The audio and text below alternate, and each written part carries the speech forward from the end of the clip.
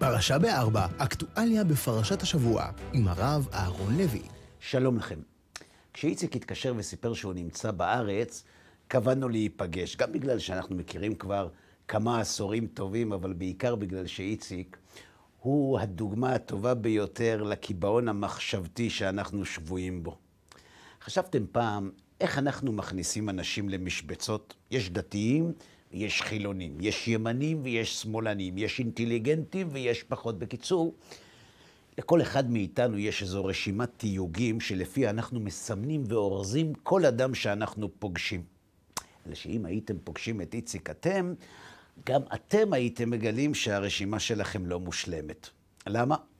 כי מצד אחד איציק למד בישיבה, אבל מצד שני הוא לא בדיוק נראה כזה. מצד אחד אין לו השכלה אקדמית, אבל מצד שני לא הייתי ממליץ לכם לנסות להתווכח איתו. מצד אחד הוא ישראלי ברמ"ח איבריו, אבל מצד שני גר בדרום אמריקה. איש עסקים, אלא שאת רוב הזמן שלו הוא משקיע כדי לקרב יהודים לאביהם שבשמיים. בקיצור, אם תנסו לתייג אותו, לא תצליחו.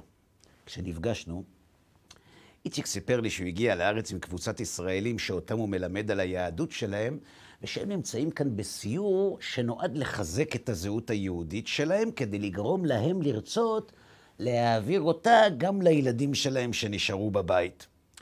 אלה האנשים שהסיור הזה בשבילם, כך אמר איציק, זה להיות או לא להיות. אלה אנשים שחוץ מהיהדות שהם למדו אצלי, אין להם שום מושג ביהדות.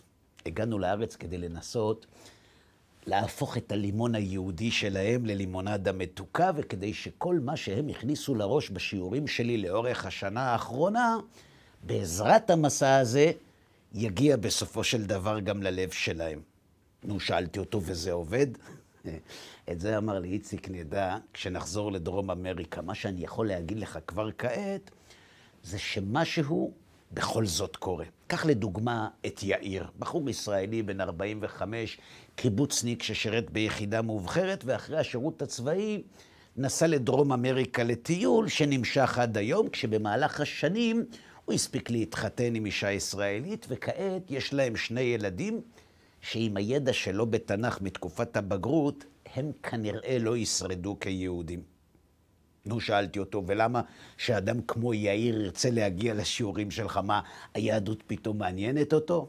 ממש לא, אמר לי איציק, היא לא מעניינת אותו, וגם לא כעת. ואם זה היה תלוי רק בו, הוא באמת לא היה מגיע, אלא שהיהדות התחילה אהרון לעניין את אשתו, שאחרי שיעור אחד אצלי הסבירה לו שגם הוא צריך להגיע, ואז כשהתארגן המסע לארץ, כשהוא ממש לא היה בעניין, אשתו הסבירה לו שוב, והוא כמו כל בעל טוב ומסור, שוב פעם מבין, ולכן הוא הגיע. לכן אהרון לא התפלאתי שבתחילת המסע הוא היה מרוחק ולא מחובר, וגם דאג להסביר לכולם שהמילה יהדות או יהודים ממש לא מדברת אליו, ושהעולם מתקדם ושהוא כאן רק בגלל אשתו. אלא שאז הכל התהפך. אחרי סיור לילי בעיר העתיקה בצפת, כשהגענו למקווה הארי, הודעתי למשתתפים שיש להם 10 דקות להיכנס ולצאת, ואז יאיר ניגש אליי. אני מתנצל, הוא אמר בביישנות.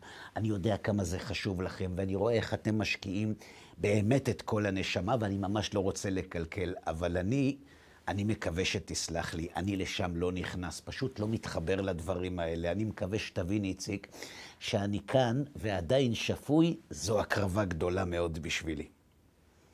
זה בסדר, אמרתי לו, אין שום בעיה, תרגיש בנוח, לא מתחבר, לא נורא, תחכה לנו כמה דקות בחוץ, ואנחנו מיד חוזרים. כשיצאנו החוץ אהרון, הקראתי את השמות מהרשימה כדי לוודא שלא השארנו מאחור אף אחד, אלא שאז התברר ששם אחד בכל זאת חסר. כשמישהו הציע לי לבדוק אם יאיר נמצא במקווה, הסברתי להם שבאמת אין טעם, אבל בכל זאת חזרתי לשם כדי לוודא.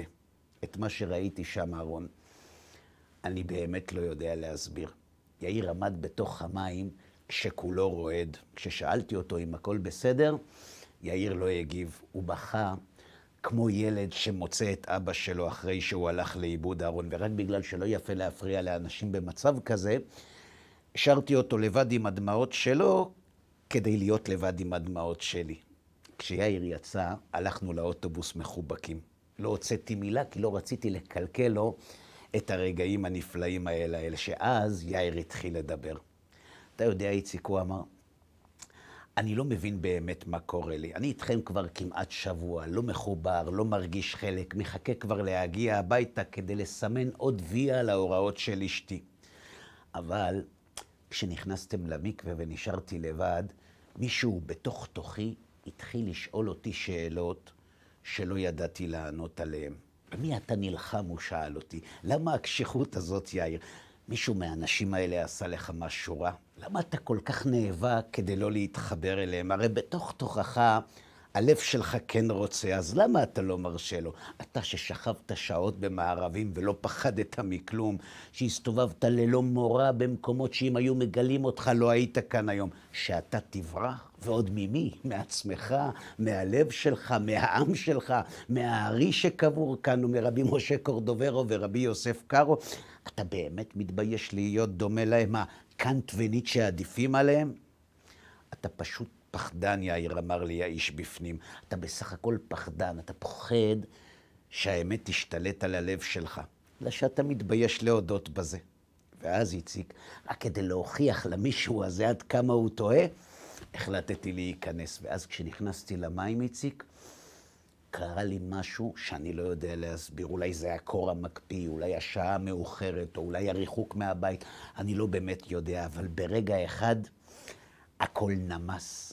אני יהודי, איציק, וככזה אני רוצה להישאר. אני גאה להיות חלק מהעם שאותו הנהיגו האנשים שקבורים פה. ואתה יודע מה החלטתי בתוך המים, איציק? שכשאני חוזר הביתה, אני באמת מנסה להתחיל לשמור שבת, ואני סומך עליך שתלמד אותי איך עושים את זה. ואז אהרון, לפני שהגענו לאוטובוס, סיפר לי איציק, החלפנו את הפרצופים המרוגשים לכאלה של כאילו שום דבר לא קרה, ועלינו, אלא שאני לא ישנתי בלילה. יאיר, זה לא האדם הראשון שאני פוגש, אהרון, אבל אולי תסביר לי אתה, מה בדיוק קרה לו שם? מה גורם לאדם להשתנות ברגע אחד? והכי חשוב, איך משכפלים את הרגע הזה?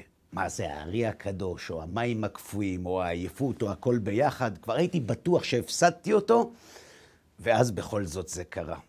יש לך תשובה?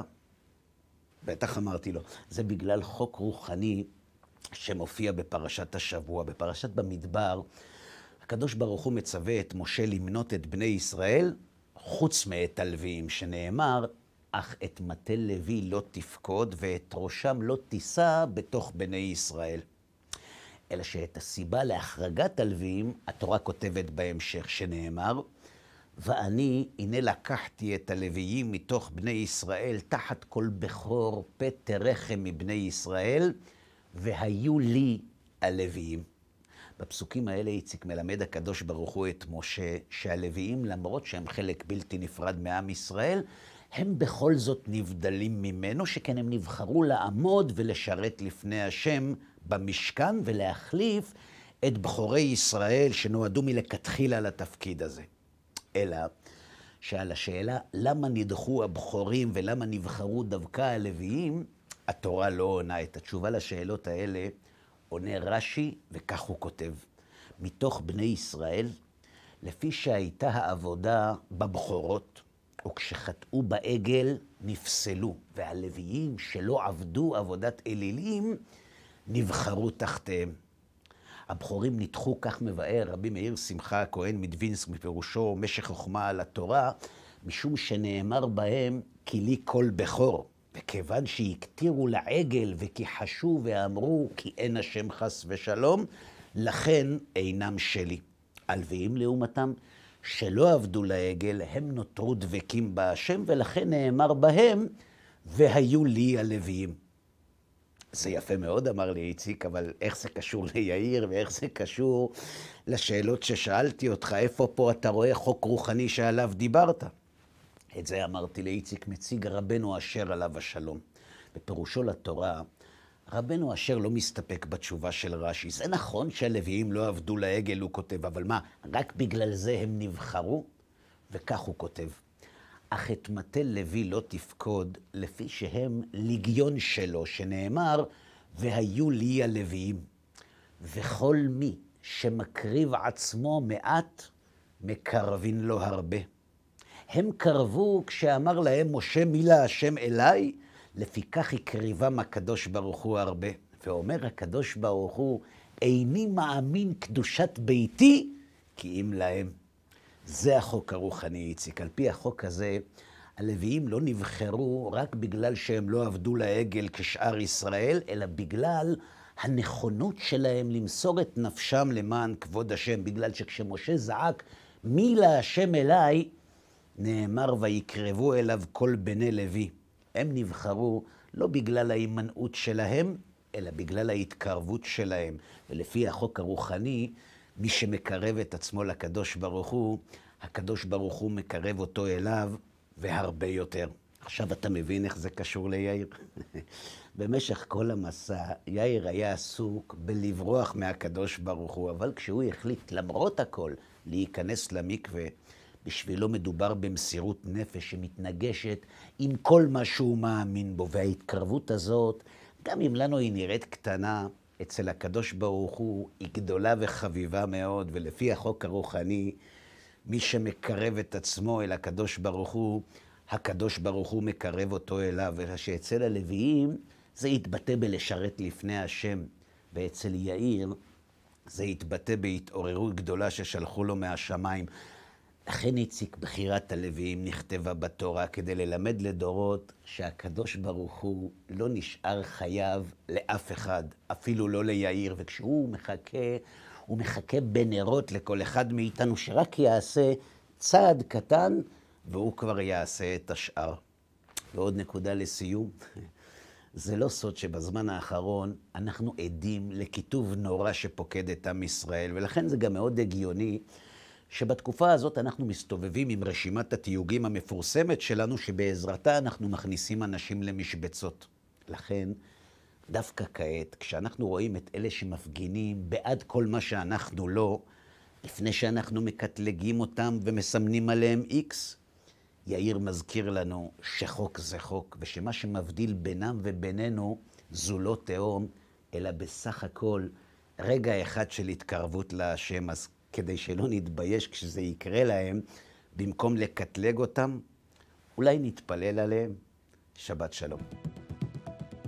פרשה ב4, אקטואליה בפרשת השבוע, עם הרב אהרון לוי.